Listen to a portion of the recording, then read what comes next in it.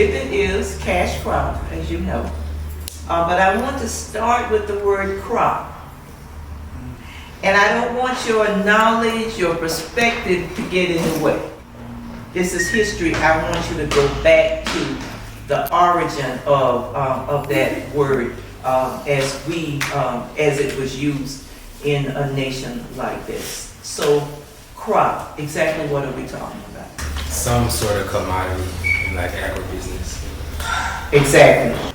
So we're going subsistence for your family, sharing, no money exchange, no goods exchange with a neighbor, swapping, trading, bartering. Okay, now, what's the next step? Selling. Okay. All right, so notice we're going the evolution of this. Selling to who? People we don't know. People that you don't know. But then we get someone like a Dole, who stole Hawaii, by the way, but that's another story.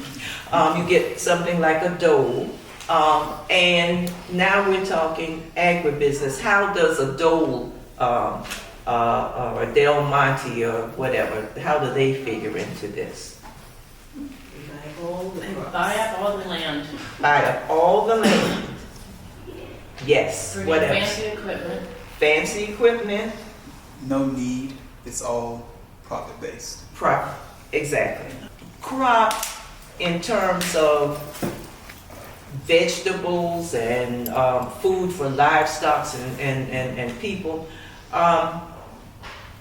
What's the next step for crop expands to mean what?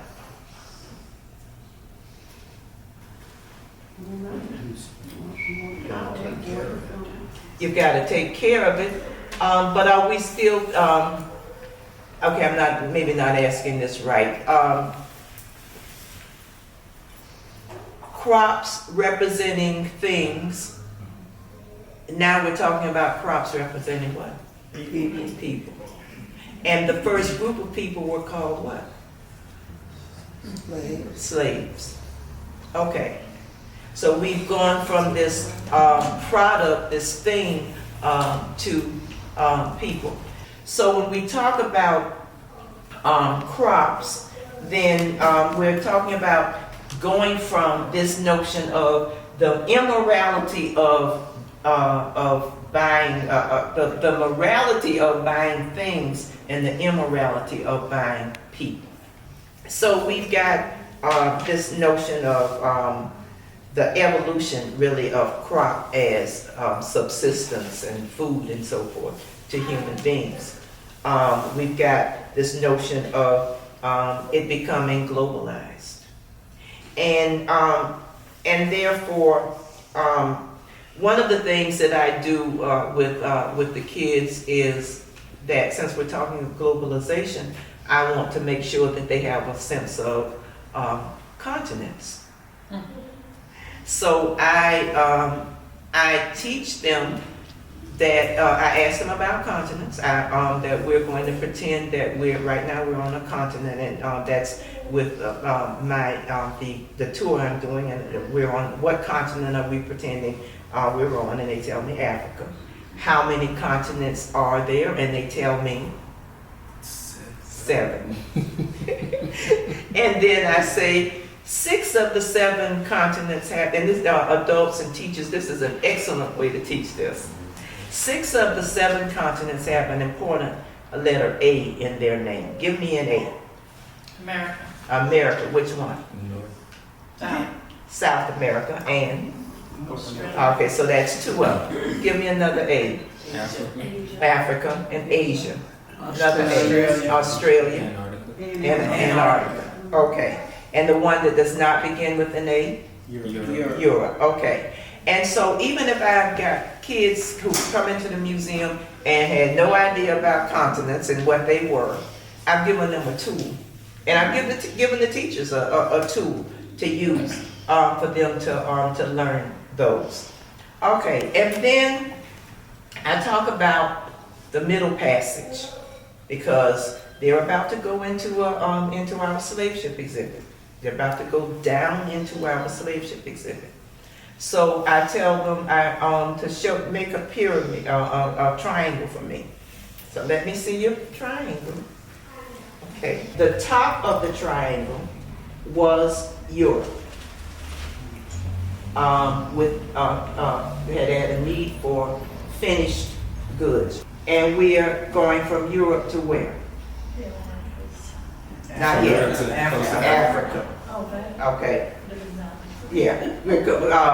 This leg, we're going from Europe to Africa. So raw goods in Europe coming across to Africa to get what? When we talk about the Middle Passage, this is what we're talking about. So we're talking about going from where to where? Africa to the Americas. And that includes the Caribbeans and so forth. The Middle Passage. And we're going from there to where? Back to Europe. Back to Europe. The triangular trade. This is an excellent way to teach that. Okay, so with this whole idea of the triangular trade, the kids now, and particularly we throw out terms like Middle Passage, but you get a sense of what we're talking about. And the whole idea of modern day slavery, modern day trading of human beings, modern day trading of goods that exploits human beings. What are some of the ways in which we create a cash crop out of human beings in modern times? We incarcerate people, we use them to do basically slave labor, whether it be street cleaning or making uniforms or whatever they do, license plates. And young people today will call that orange jobs. People being forced to leave where they are and be taken to another place and put to work without any control of what's happening. Exactly. Women aged 12 to 30, prime age. Young boys aged 8 to 11. And notice that who's missing in girls? Girls, Why?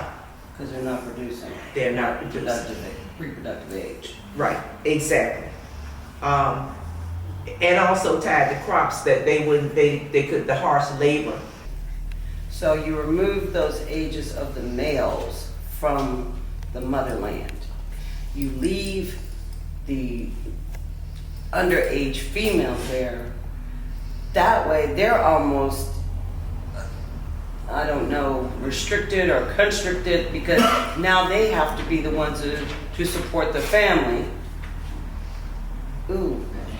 I'm going dark because I'm thinking that now they, if they don't have the skill set to do the things, then they also become a part of a sex trade at a very young age, because that's the only way that they know to, or they're sold into marriages that they didn't want because they, oh my God. Okay. Yeah, and who makes up the prisons? Mostly men. Say, Mostly men. and what men?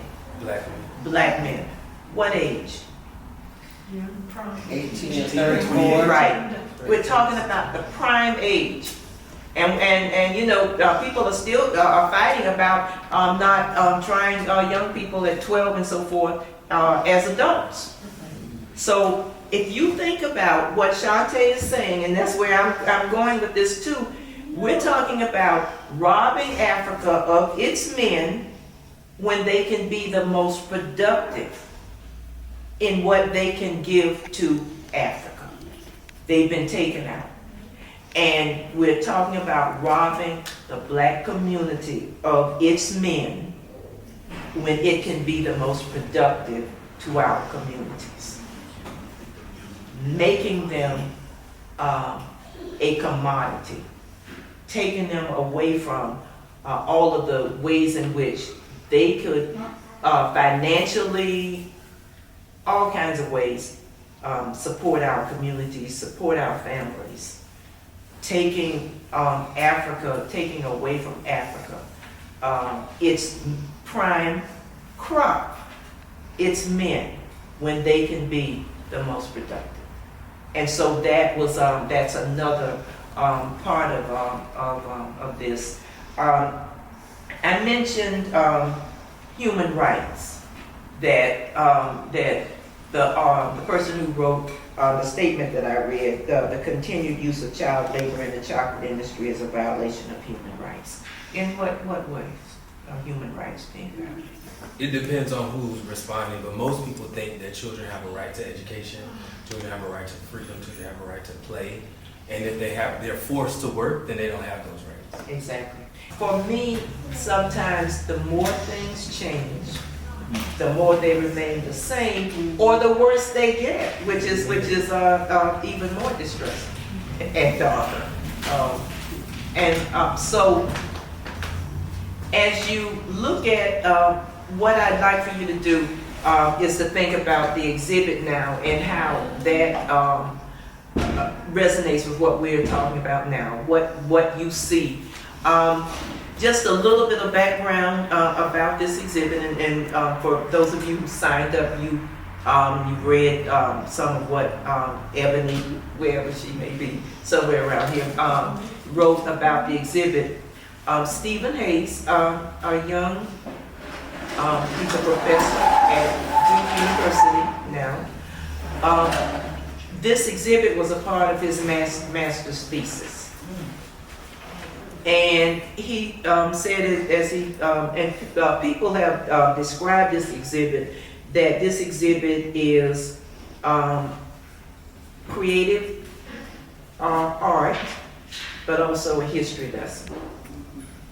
And Stephen says that as he got more involved in the history and began to look at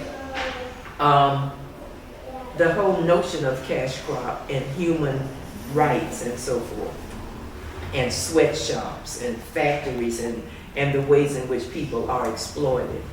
But he was in a program at Atlanta University. He's from North Carolina, and he said that he got the idea that he wanted to do an exhibit related to human rights violations, and he came up with the title Cash Crop.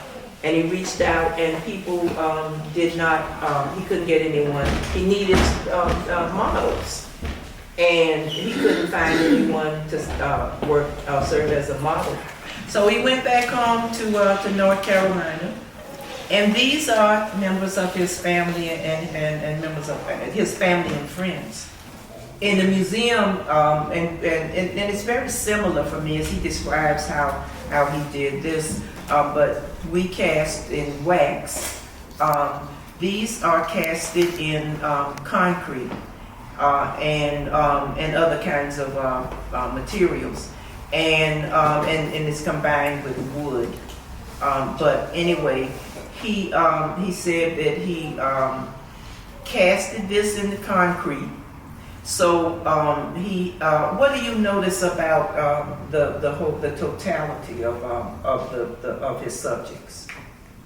Young children, male or female, there is a time when you cannot tell if they don't have any hair, and they have genital clothing on. Right. You cannot tell until they actually reach another age. So you could actually end up in capturing a female when she's not thinking it's a male. Right. Which to me is another scary thought, another dark side, is because when she gets to the ship and they realize it's a she, they would discard her. Right, exactly. She's taking up too much room. Exactly. Also, they would end up with a male that they thought was going to be profitable, And that when they found out that they weren't, so you had the men's quarters, the women's quarters, the boys' quarters. The men were the ones who were going to do the most work, so they were the most valuable. You were going to get more from them. They were going to sell higher. The women, when you go into our slave ship, you will see that the women are isolated from everyone. And there was a ladder that came down from the quarters of the captain and the crew down into where the women were. For what reason? The thing that really drives me is that you have identified these people as animals, and then you turn around and you are having a sexual relationship with them. Right. That is what just makes my head explode, and the fact that the Bible, who they use as the shield, most of them would get back to home and would go to church. Yeah. Well, yeah, but I'm just saying at that time they used it, and well, that's true. So they are using the Bible as their shield. Yeah. But that just really is the most animalistic and immoral thing that you could do, is to think that a female is a dog, a cat, or horse, and then you lay with it. And not only was this happening in the very beginning, but after the masters have had the women as their slaves. My family's from Calvert, Maryland, and we have land where they're slave graveyards. The masters never released the females or gave them freedom, and then had them buried next to them. So that was a complete totality of keeping you forever. No one else, the position, no one's gonna have you forever. Another thing about, you had the women's quarters where they were isolated, but women were going to be sold to have two roles, and men in a certain way, and we'll get to that in a minute, but they were being sold to have two roles. What were those two roles? Reproducing and doing the work, the labor. So they were going to sell the labor that they were going to do. And women, for the most part, they had the harsh labor of the fields. They had to do that labor and produce. Men had the seed that was going to allow them to produce had to come from the male, and the thing about the male, along with the fact that he was going to be able to do more work, he could impregnate several women. Woman is going to have, she's got twins or whatever, but she's going to, and one pregnancy at a time. But the whole idea of a stud, and some of the poor white men were also used as studs. The white farmer was told that his enemy was not slavery, but the slave. How could a slave have some kind of power that would take his job away, the job of the white farmer away, and where the enemy becomes that black man who is a slave, or that black person who is a slave, versus the slavery system that these rich people have set up.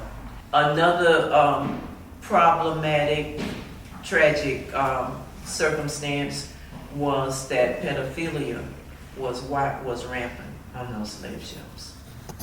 And so a lot of the rebellions that took place on the part of black men had to do with seeing the way women and children were exploited.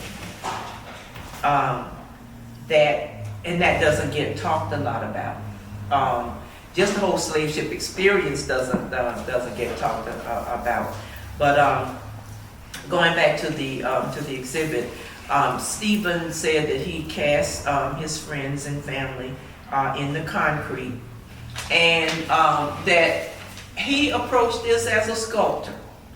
But when he talked to the people who he had cast, some of them told him, I felt confined. I felt restricted. I felt hopeless and helpless. That here I am, almost like I'm contained in a slave ship, and that I can't break out. I have no power to break out of this thing. And I'm angry, but powerless. And he said he hadn't thought about that. It was, again, he's approaching it as a sculptor, and that's the way he's seeing this. And he uses wood in the shape of the slave ship. Again, this whole notion of confined. And this image that you see, he repeats over and over. And these boxes represent about the amount of space, not height-wise, but the amount of space that a person would have on a slave ship. In the museum, we talk about the two philosophies of packing the slave ship. You had the loose packing philosophy that said there's so much vermin and disease. You shackle to someone who may have died, but before that person dies, what's going to happen to his body? Release fluids and Releasing of fluid. So the body fluids that add to all of this disease. So the tight packing philosophy was, the loose packing philosophy was, if you give them enough room, maybe enough of them will remain healthy. And so when they come up for auction and when you finish the voyage, you've got a good profit opportunity. Yes. When you look at these and that, they look like coffins. Like a coffin. Mm-hmm. You are in a coffin before you even know it. Other thing, I used to work in the insurance business, and the British so what really started them insuring is when we were talking about the War of 1812. That's when they started insuring commodities. Mm-hmm. And they would sit around in a bar, what we call a bar, but in a pub, and they would determine, it wasn't called a policy then, it was called a skim or a scheme. They were called insurance schemes. Anybody knows anything about insurance is legalized gambling. I'm gambling against my risk of loss. So that's how they got into the whole idea of insuring commodities and slave ships, is that they determined how much is this worth that you're bringing, and how much can we risk to lose. There wasn't a lot of currency exchange, and in our mind sometimes that's what we see. There's a piece of property that I want, so I can make my plantation bigger, and I can sell 25 slaves. No money has changed, but a currency in the sense of I have put a value and a cost to this piece of property that I want to buy. I have a gambling debt. I can pay off my gambling debt by selling some slaves. Which is Slave women were put into prostitution to pay off gambling debts. So, given that they're saying that I'm out of time, I want to thank you that I listened and I learned from you, and you have helped me so much in how I feel that I can share this with other people. So, thank you so much.